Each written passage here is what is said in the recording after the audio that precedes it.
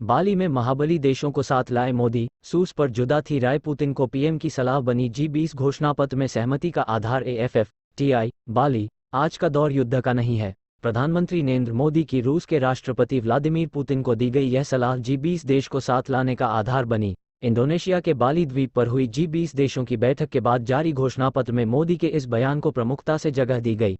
साथ ही atom bomb पर मोदी की चेतावनी को भी इसमें शामिल किया गया। समूह के सदस्यों ने बिना शर्त यूक्रेन युद्ध को तुरंत खत्म करने की मांग रखी। परमाणु हथियारों के इस्तेमाल या इसके जरिए धमकी का भी विरोध किया गया। साझा बयान में कहा गया कि परमाणु हथियारों का इस्तेमाल या उसकी धमकी देने को स्वीकार नहीं किया जा सकता है। सदस्य देशों ने शांति, शत्रुता को समाप्त करने का आह्वान करते हुए कहा कि आज का युग युद्ध का नहीं होना चाहिए।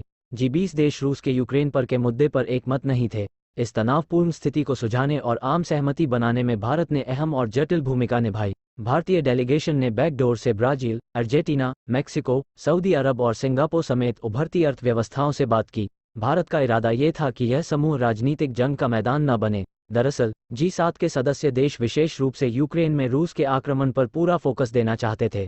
ऐसे में मोदी की सलाह को सहमति का आधार बनाया गया। वहीं भारत अपने सकारात्मक और रचनात्मक दृष्टिकोण के माध्यम से एक नेता, समाधान देने वाले और सर्वसम्मति बनाने वाले देश के रूप में उभरा। मोदी बोले, भारत और फ्रांस रिश्तों में वैश्विक भलाई की ताकत। PTI, बाली। प्रधानमंत्री नरेंद्र मोदी बुधवार को लंच पर फ्रांस के राष्ट्रपति इमैनुएल मैक्रों से मिले। बैठक के बाद मोदी ने कहा कि भारत फ्रांस के निकट संबंध वैश्विक भलाई की ताकत रखते हैं। समझा जाता है कि इस बातचीत में यूक्रेन संघर्ष और फूड, एनर्जी सिक्योरिटी समेत अन्य विषयों पर इस संघर्ष के प्रभाव पर बातचीत हुई।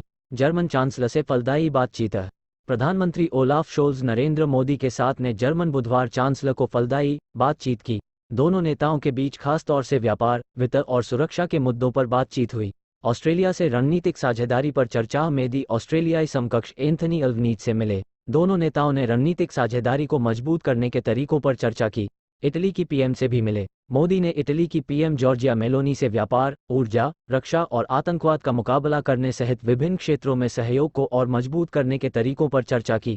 इंडिया 2 इंडोनेशिया G20 समिट के आखिरी दिन बुधवार को मेजबान इंडोनेशिया ने इस समूह की अध्यक्षता भारत को सौंपी। प्रधानमंत्री नरेंद्र मोदी ने कहा कि 1 साल में हमारी कोशिश होगी कि G20 एकजुट होकर काम करे। इससे पहले सदस्य देशों के नेताओं ने मैंग्रोव फॉरेस्ट में जलवायु परिवर्तन से लड़ने में मदद करने वाले पौधे लगाए। सम्मेलन में पीएम ने नेताओं को दिए गुजराती हिमाचली गिफ्ट। प्रधानमंत्री नरेंद्र मोदी ने G20 में पहुंचे नेताओं को गुजरात और हिमाचल से जुड़ी चीजें तोहफे में दी। बाइडन को राधा कृष्ण की पेंटिंग भेंट की, जो कांगड़ा की मिनिएचर पेंटिंग पर आधारित है।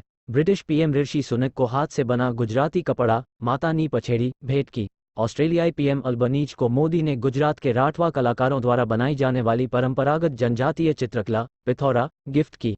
इटली की पीएम मेलोनी को पाटन, पटोला, दुपट्टा भेंट किया गया। कनाडा के ट्रूडो पर भड़के चीन के शी, कहा यह ठीक नहीं हुआ। बाली समिट के दौरान का वीडियो वायरल है, जिसमें चीन के राष्ट्रपति शी चिनफिंग कनाडा के पीएम जस्टिन ट्रूडो से खफा दिख रहे हैं। बताते हैं दोनों नेताओं के बीच हुई बातचीत लीक हो गई। इसमें ट्रूडो ने घरेलू मामलों में चीन के दखल पर चिंता जताई थी। बातचीत के जाहिर होने से चीन के राष्ट्रपति नाराज हो गए और जब वो ट्रूडो से फिर मिले तो उन्होंने 2 ट्रिक कह दिया कि ऐसा नहीं होना चाहिए था। इस प्रकार से बातचीत नहीं की जा सकती है। ट्रूडो ने कहा कि कनाडा में हमेशा से ही खुलकर बात करने में विश्वास रखते हैं, आगे भी यह जारी रहेगा।